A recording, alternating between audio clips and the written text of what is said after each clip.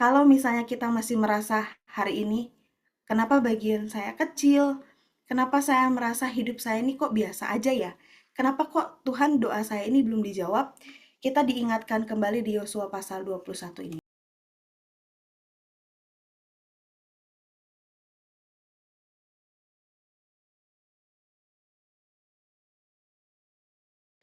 Ini ceritanya panjang dari waktu bangsa Israel itu berhasil masuk ke tanah Kanaan.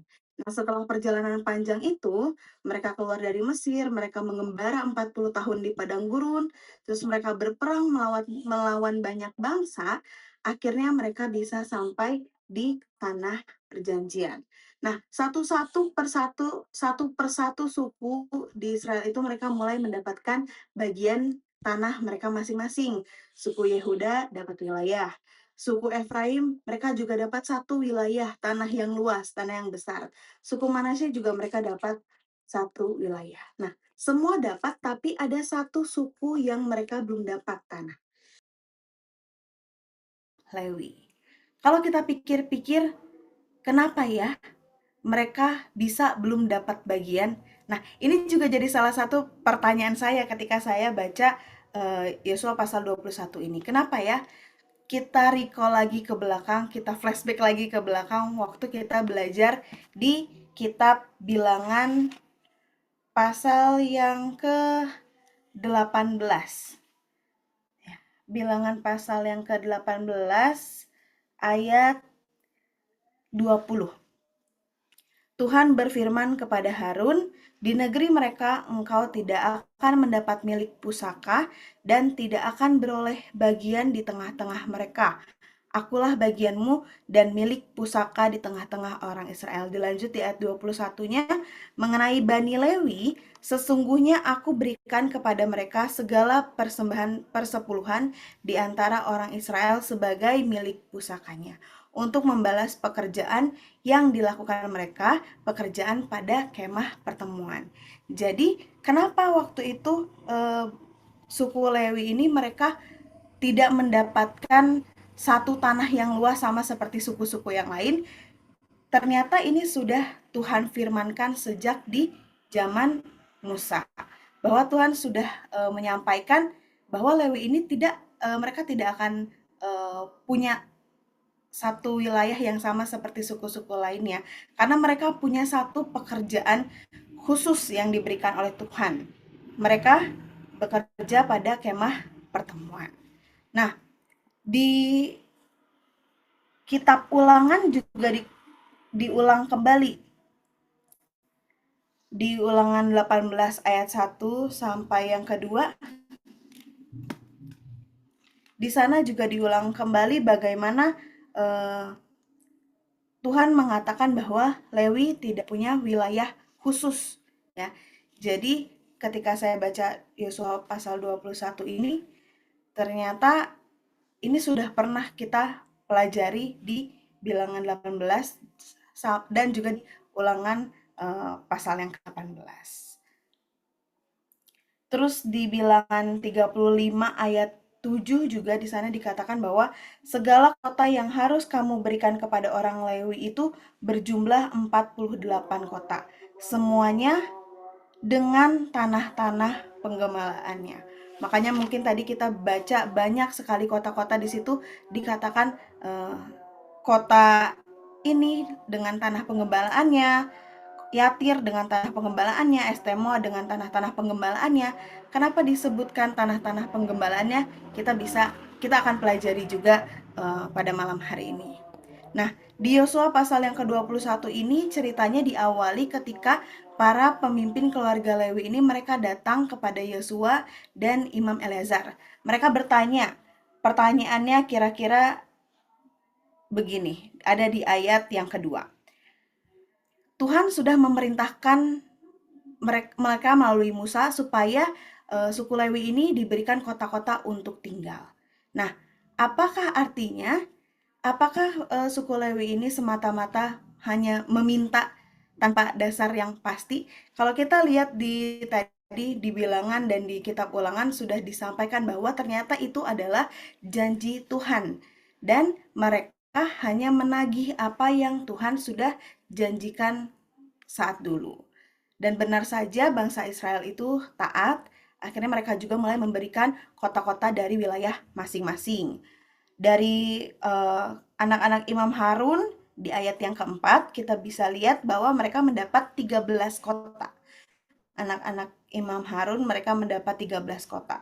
Kemudian keturunan Kehat mereka mendapatkan 10 kota. Keturunan Gerson mereka mendapatkan undian 13 kota juga. Kemudian keturunan Merari mereka mendapatkan undian 12 kota. Kalau dijumlahkan itu hasilnya 48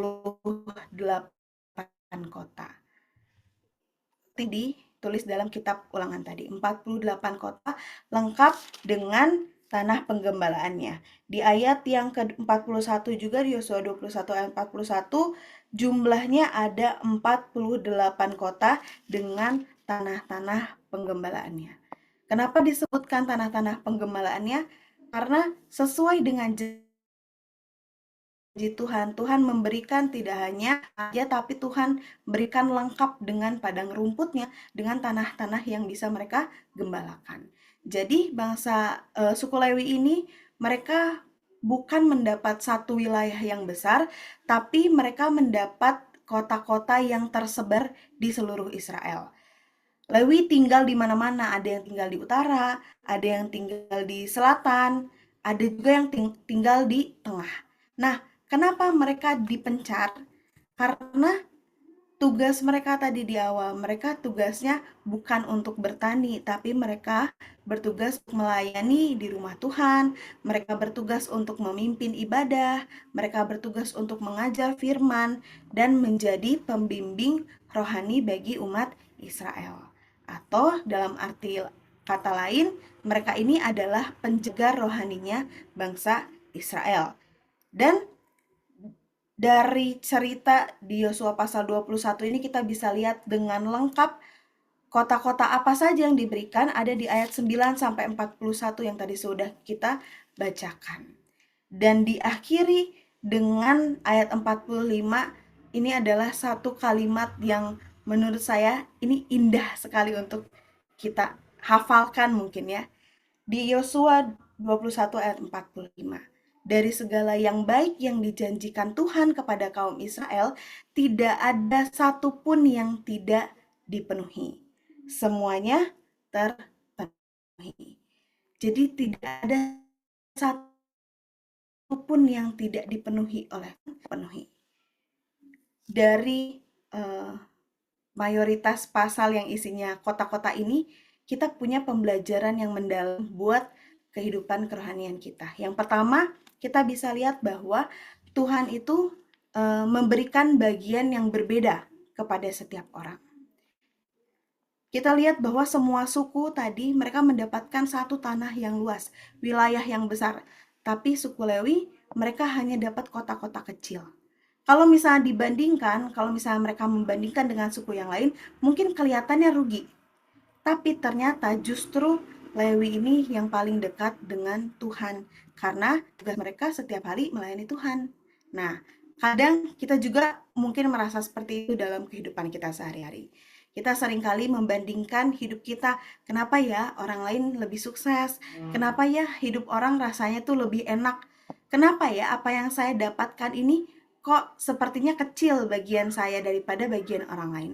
Padahal mungkin sebenarnya Tuhan itu bukan memberikan berkat yang lebih sedikit kepada kita, tapi Tuhan sedang memberikan panggilan yang berbeda kepada kita.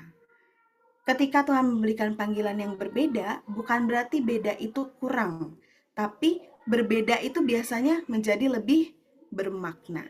Nah, seringkali kita berpikir seperti itu dalam kehidupan sehari-hari kita bisa belajar dari Yosua pasal 21 ini bahwa kalau kita merasa Tuhan memberi panggilan kita yang berbeda, berarti Tuhan ingin kehidupan kita ini lebih bermakna. Terus yang kedua, Yosua pasal 21 ini juga memberikan pelajaran kepada kita bahwa Tuhan itu tidak pernah lupa kepada janjinya. Kita ingat ya tadi, janji tentang Lewi itu diberikan sejak zaman Musa. itu puluhan tahun sebelumnya. Kita lihat tadi di Bilangan ada, di Kitab Ulangan juga ada.